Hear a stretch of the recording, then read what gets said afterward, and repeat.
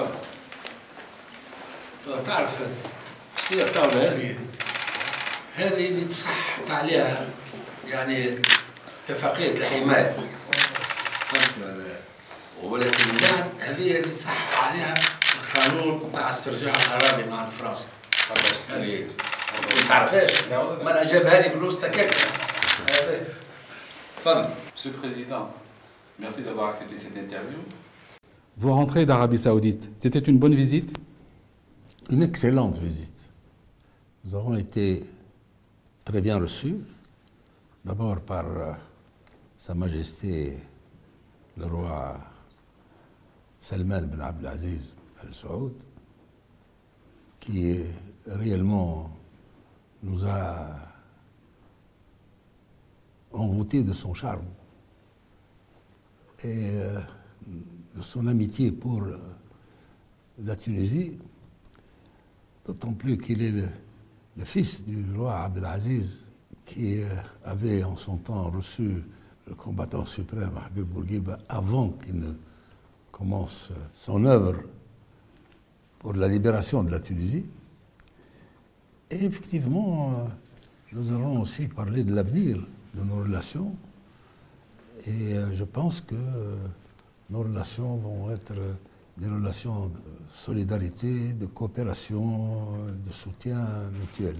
On s'attend à des résultats concrets rapidement? D'abord, nous n'avons pas été pour cela, mais effectivement, je pense que l'avenir de nos relations vont être des relations, comme je viens de le dire, de soutien, de solidarité, de coopération, et peut-être de consultation sur tous les problèmes politiques, économiques et sociaux. Monsieur le Président, l'année 2015, votre première année à Carthage, aura été une année très intense pour vous.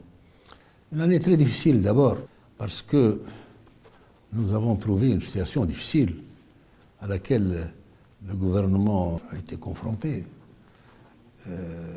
Nous pensions mettre en place un gouvernement de réformes structurelles et de réformes dans tous les domaines. Évidemment, nous avons trouvé une situation où il fallait faire face aux urgences.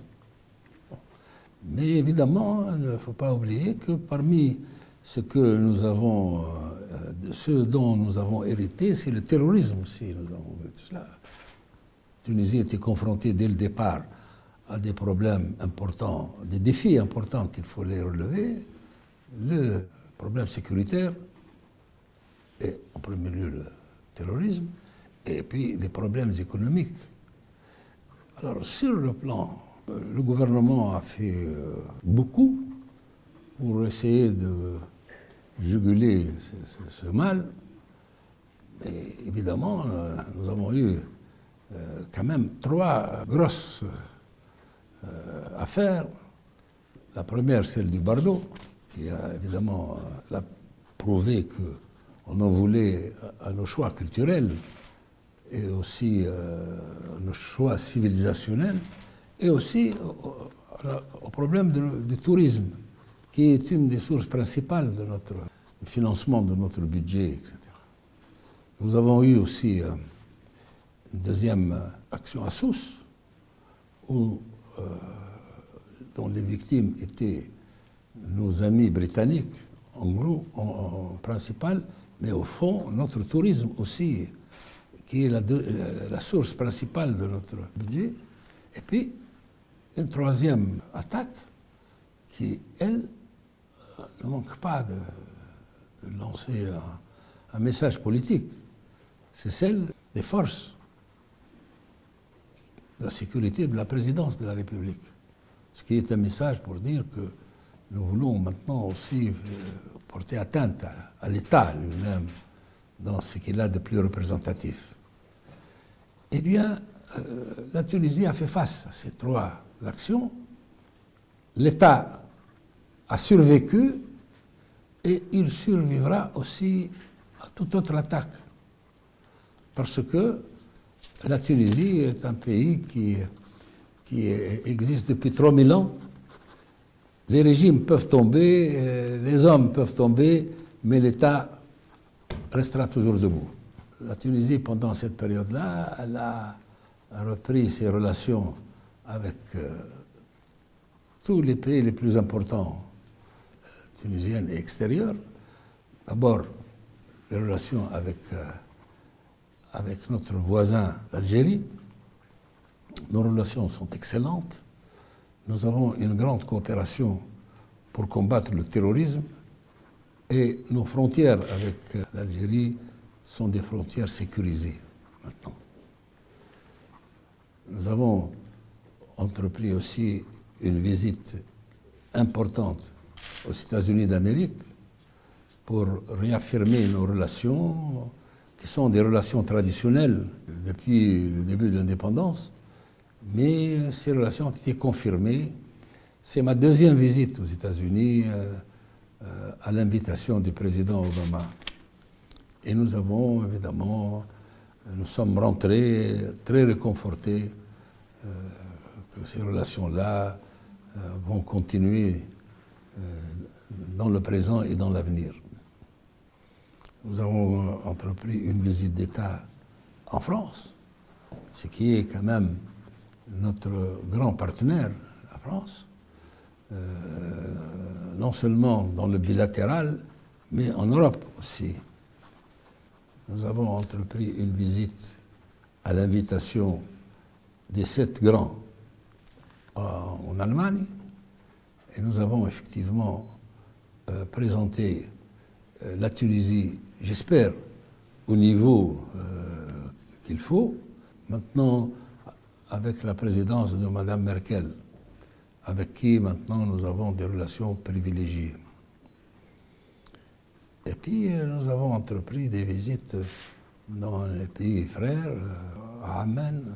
Je pense que j'ai eu cette occasion-là pour rendre hommage à la mémoire d'un grand ami, mais un grand ami de la Tunisie et un grand homme d'État, qui est le roi Hussein, le père de l'actuel roi.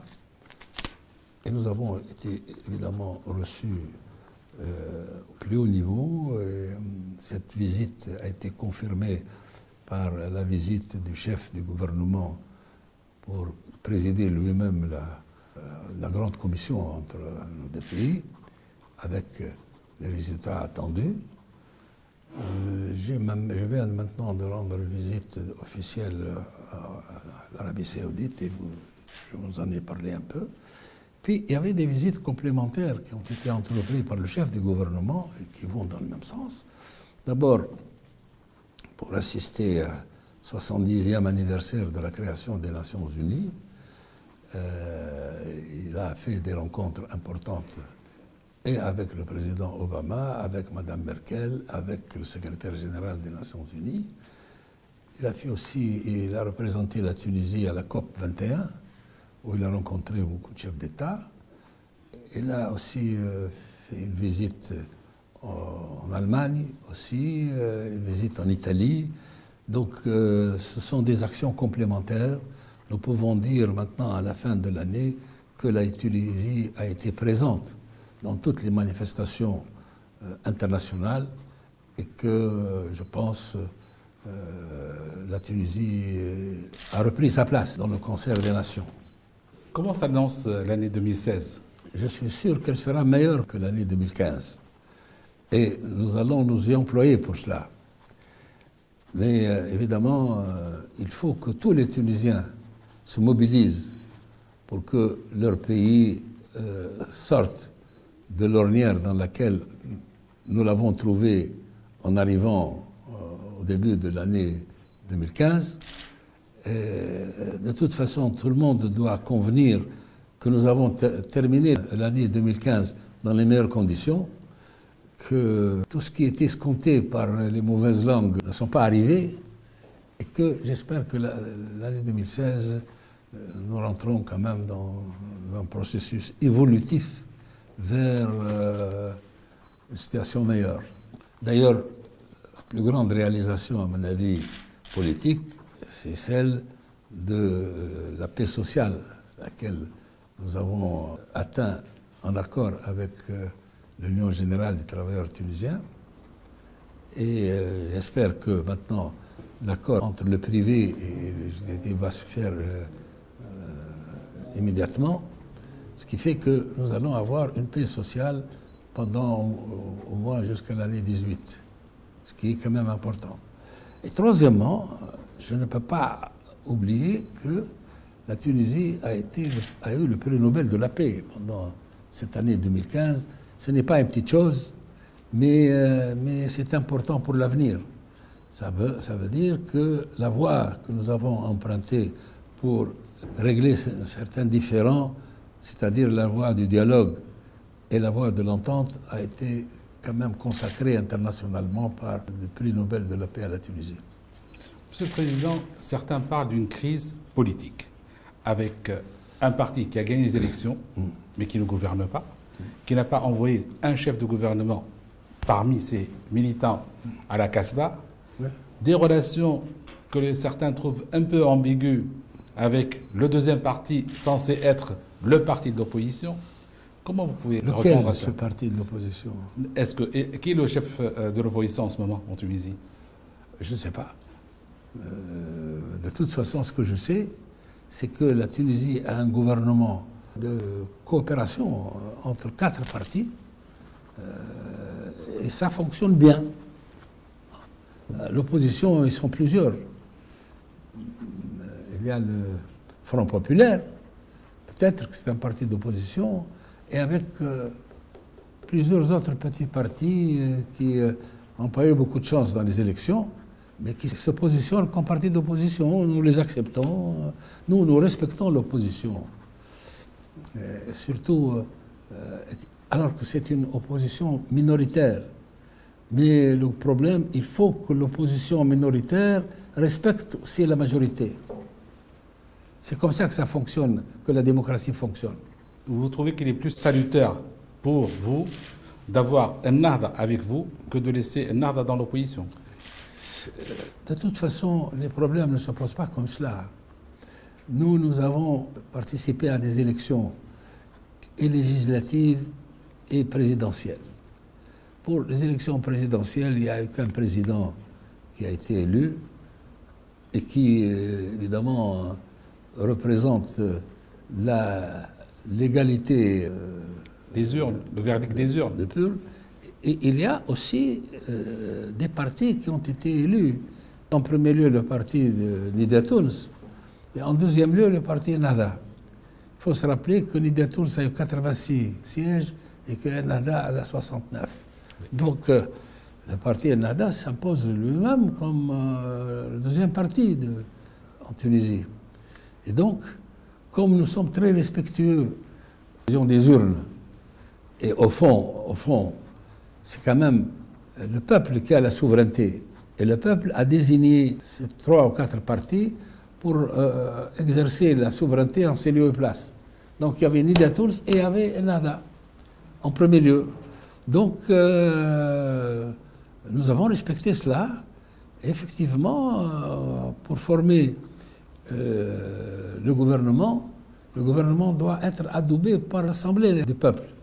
Or, Nida Tounes n'avait pas la majorité absolue. Il avait la première place et une majorité relative. Donc, pour que le gouvernement donne un message de stabilité, on était obligé de choisir, d'abord le soutien des 4 partis et aussi de choisir un chef du gouvernement qui n'est pas forcément issu du parti majoritaire. Il a été adoubé par le parti majoritaire. C'était le choix du parti majoritaire. Et c'était un choix judicieux. Nous étions toujours attaqués comme voulant monopoliser la vie politique parce que nous étions un parti de majorité relative. Nida Tounes a donné une bonne leçon de démocratie en choisissant un président du Conseil qui ne soit pas affilié à Nida Tounes. Et d'ailleurs, c'est pour ça que les choses fonctionnent bien.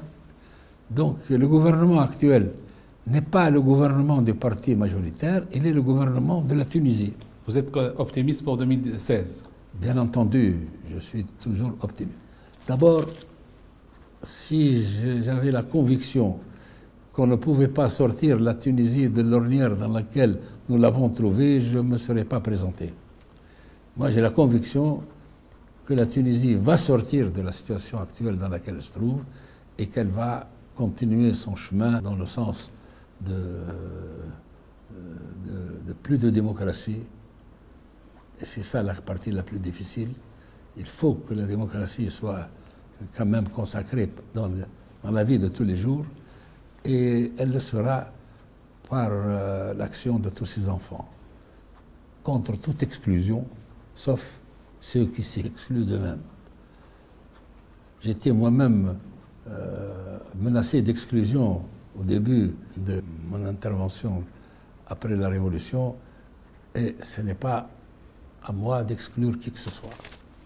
Tout le monde est le bienvenu, dans la mesure où tout le monde veut participer à faire sortir la Tunisie de l'ornière où elle se trouve. Et je suis optimiste pour cela. Bonne et heureuse année, Monsieur le Président, meilleurs vœux. Voilà, merci.